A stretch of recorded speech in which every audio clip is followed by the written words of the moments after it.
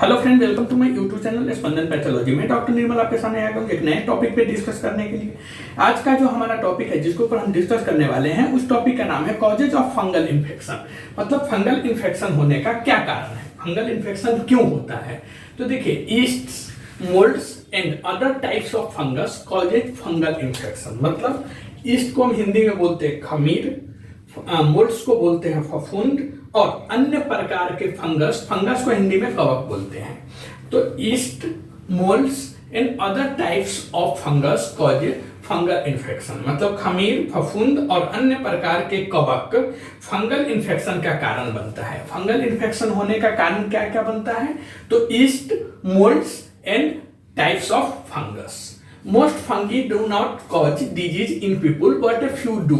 मतलब कि अधिकांश जो फंगी होते हैं वह लोगों में बीमारी का कारण नहीं बनता है, लेकिन कुछ फंगी बीमारी का कारण बन सकता है। Some infections are opportunistic, meaning they usually do not cause infections but can take advantage of certain situations like a weakened immune system.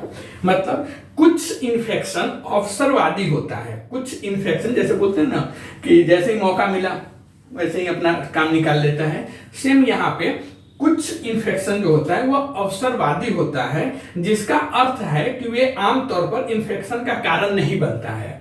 अवसरवादी फंगल इन्फेक्शन जो होता है यह आमतौर पर फंगल इन्फेक्शन का कारण नहीं बनता है, लेकिन कुछ ऐसे कंडीशन जैसे कमजोर प्रतिरक्षा प्रणाली वाले लोगों में यह इन्फेक्शन पैदा कर भी सकता है।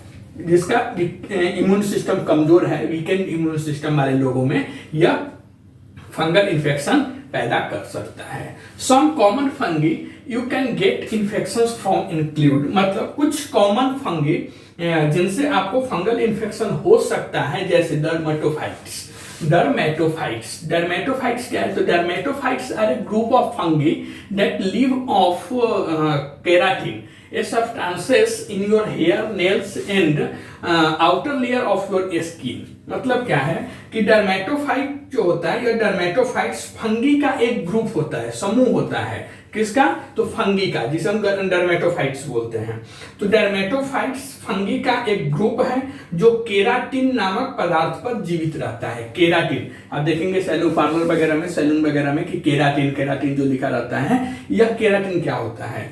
तो जो डर्मेटोफाइट्स होता है यह एक फंगी का ग्रुप होता है और यह केराटिन पर जीवित रहता है। और केराटिन कहाँ रहता है, तो यह केराटिन आपके बालों, आपके नाखूनों और त्वचा की बाहरी परत, मतलब outer layer of the skin, मतलब आपकी स्किन मतलब चमड़ा की जो ऊपरी परत है उस पे रहता है केराटिन, और वहीं पे फंगल इन्फेक्शन होता भी है।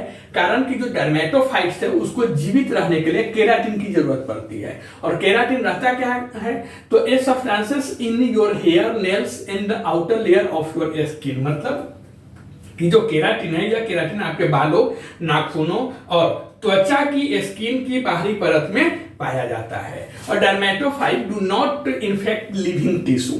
मतलब जो डर्मेटोफाइट्स होता है यह जीवित टिश्यू को संक्रमित नहीं करता है। ठीक है, यह कहाँ रहता है, सबसे पहले डर्मेटोफाइट होता क्या है, तो डर्मेटोफाइट ग्रुप ऑफ फंगी, मतलब यह एक फंगी का समूह है, ग्रुप है, जो केराटिन नामक पदार्थ पर जीवित रहता है। और यह केराटिन आपके बालों में हो सकता है, आपके नाखूनों में हो सकता है, और आपकी स्किन की, त्वचा की बाहरी परत, ऊपरी परत पे रहता है। ओके, उसके बाद कैंडिडा क्या है, तो candida albicans is a yeast that naturally lives on your body usually without causing problems.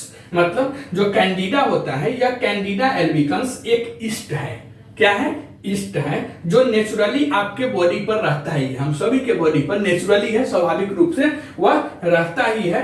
आमतौर पर हमें बॉडी को या हमारी बिना किसी प्रॉब्लम के यह कैंडिडा एल्बिकन्स हमारे बॉडी पे रहता ही है। तो फिर ये प्रॉब्लम कब करता है, तो यह प्रॉब्लम तब करता है means under certain condition it can grow too much and cause etching and redness. जब प्रॉब्लम कब करता है, हमने देखा कि कैंडिडा एल्बिकन्स नॉर्मली, नेचुरली हमारी बॉडी पे रहता ही है और बिना किसी प्रॉब्लम के वह रहता है। तो फिर प्रॉब्लमैटिक कब बनता है, प्रॉब्लमैटिक यह तब बनता है जब कुछ ऐसे कंडीशन में यह बहुत अधिक बढ़ जाता है। मतलब इसका ओवर ग्रोथ अगर हमारी बॉडी पे हो जाता है तब यह प्रॉब्लमेटिक हमारे लिए हो जाता है और फिर हमारे बॉडी पे ये रेडनेस या फिर खुजली वगैरह करना चालू कर देता है।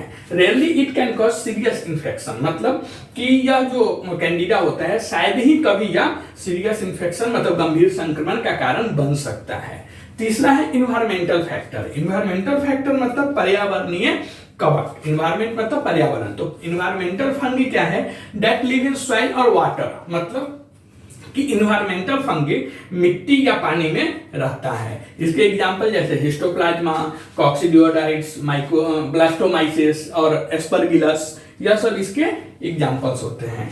तो फंगल इन्फेक्शन का कारण क्या है, तो फंगल इन्फेक्शन का कारण मतलब ईस्ट, मोल्ड्स और अन्य प्रकार के कवक फंगल इन्फेक्शन का कारण बन सकता है। ठीक है, उसके बाद अधिकांश जो कवक होते हैं यह लोगों में बीमारी का कारण नहीं बनता है, लेकिन कुछ टाइप के फंगी बीमारी का कारण बन भी सकता है। और कुछ इन्फेक्शन अवसरवादी होता है, जिसका अर्थ है कि वे आमतौर पर इन्फेक्शन का कारण नहीं बनता है, लेकिन कुछ ऐसे कंडीशन जैसे किसी पेशेंट का या किसी आदमी का प्रतिरक्षा प्रणाली कमजोर है, तो ऐसे लोगों में यह इन्फेक्शन पैदा कर भी सकता है।